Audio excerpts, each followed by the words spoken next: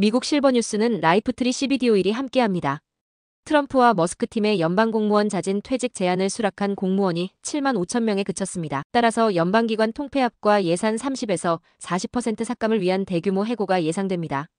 트럼프 대통령과 일론 머스크는 연방정부 개편을 강조하며 12일 저녁 7시에 자진 퇴직 접수를 마감했습니다. 그러나 이는 목표치인 200만 명 중 일부에 불과합니다. 이로 인해 다양성과 형평성 부서 폐지, USAID 국무부 병합, 연방교육부 폐지 등이 예상되며 대규모 인력 감축이 진행될 것입니다. 정부 효율부는 구체적인 해고 규모를 밝히지 않았지만 전체 연방공무원의 절반 감축이 언급되었습니다. 주요 예산 삭감 분야는 각 부처의 재량 예산이며 소셜 시큐리티, 메디케어, 메디케이드, 국방안보 예산은 삭감하지 않을 예정입니다. 트럼프와 머스크 팀의 조치는 연방계약사와 한인 경제에도 영향을 미칠 것으로 보입니다. 트럼프 대통령 취임 후 불법 체류자 체포가 증가하면서 LA에서도 공포가 확산되고 있습니다. 이에 따라 LA 카운티 검찰은 캘리포니아주 이민자 보호법 SB54를 따를 것이라고 밝혔습니다. 네이튼 호크만 LA 카운티 검사장은 불법 체류자 체포 계획과 관련해 영장이 없을 경우 연방 이민 단속 요원들은 지역 수감 시설에 접근할 수 없다는 법 규정을 준수할 것이라고 강조했습니다. 중범죄로 유죄 판결을 받은 불법 체류자는 예외적으로 연방 기관에 인계될 수 있습니다. LA 카운티 검찰의 주요 임무는 범죄에 대한 기소이며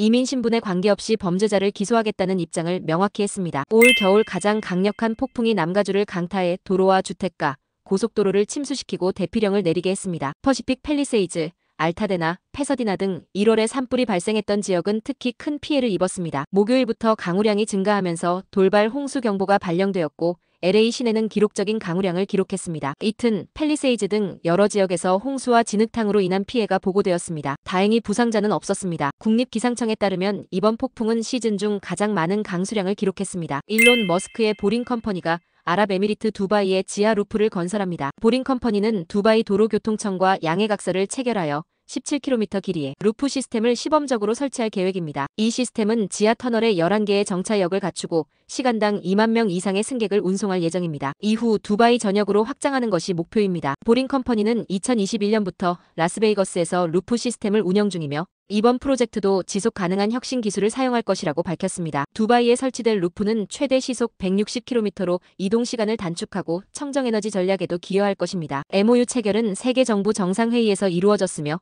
일론 머스크는 화상 참여를 통해 여러 사업 계획을 발표했습니다. 고집적 초음파로 뇌혈관장벽 개방술을 받은 알츠하이머병 환자에서 아밀로이드 베타 플라크가 감소하고 불안 등의 심리 증상이 개선되었습니다. 고대 안암병원과 세브란스병원, 삼성서울병원의 공동 연구진은 2022년 6월부터 1년 동안 6명의 환자에게 2개월 간격으로 3차례 시술을 진행했습니다. 이 과정에서 뇌혈관장벽을 열어 약물이 더 잘 전달되도록 했습니다. 결과적으로 4명의 환자에서 아밀로이드 베타 플라크가 평균 14.9센틸로이드 감소했고 비인지적 증상 점수도 하락했습니다. 장 교수는 추가 연구를 통해 이 치료법을 발전시키겠다고 밝혔습니다. 대한민국 치매 현황 2023년 보고서에 따르면 향후 알츠하이머병 환자는 급증할 것으로 예상됩니다. 한국뉴스입니다. 체포명단 메모 원본 꺼내든 홍장원 전 국정원 1차장. 홍장원 전 국정원 1차장이 조태용 원장이 언급한 체포명단 메모에 4가지 버전이 있다고 주장했습니다. 조 원장은 이에 대해 의미 있는 말만 하십니다. 메모가 A, B, C, D로 나뉘어 있으며 내용이 조금씩 다릅니다. 라고 설명했습니다. 홍 전 차장은 실제 메모를 가지고 왔느냐는 질문에 어디다 보여드릴까요? 경찰과 검찰에서는 디지털로 증거를 수집합니다. 그래서 원본을 그대로 가지고 있습니다. 라며 원본을 소지하고 있음을 확인했습니다. 정치인 체포 지시에 대한 증언은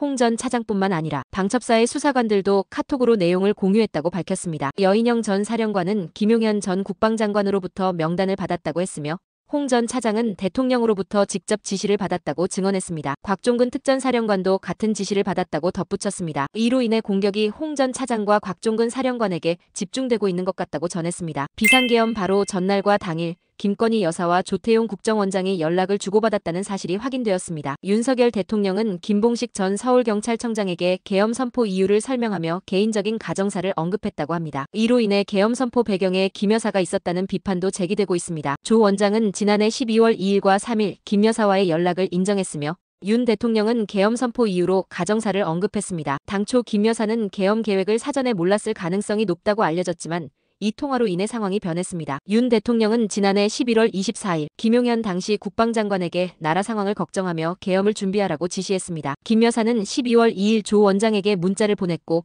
이는 윤 대통령이 그날 밤 계엄 포고령을 승인하는데 영향을 미쳤습니다. 김 여사가 계엄 계획을 사전에 알았는지 여부에 대한 의혹이 커지고 있습니다. 날씨입니다. 남부 캘리포니아 지역은 대체로 흐린 날씨를 보이겠습니다. 주요 도시별 예상 기온은 다음과 같습니다. 로스앤젤레스는 최고 기온 64도, 최저 기온 46도로 예상되며 대체로 흐린 날씨가 예상됩니다. 샌디에이고는 최고 기온 61도, 최저 기온 46도로 예상되며 대체로 흐리고 일부 지역에서는 소나기가 내릴 수 있습니다. 산타아나는 최고 기온 39도, 최저 기온 17도로 예상되며 오전에는 비와 눈이 섞여 내릴 수 있고 바람이 강하게 불 것으로 예상됩니다. 특히 샌버나디노 카운티 산악 지역에는 강풍 경보가 발령되어 있으니 해당 지역 주민들은 안전에 유의하시기 바랍니다. 기온 변동이 크고 일부 지역에서는 강풍과 강수의 가능성이 있으니 외출 시 적절한 옷차림과 우산 등을 준비하시기 바랍니다. 감사합니다.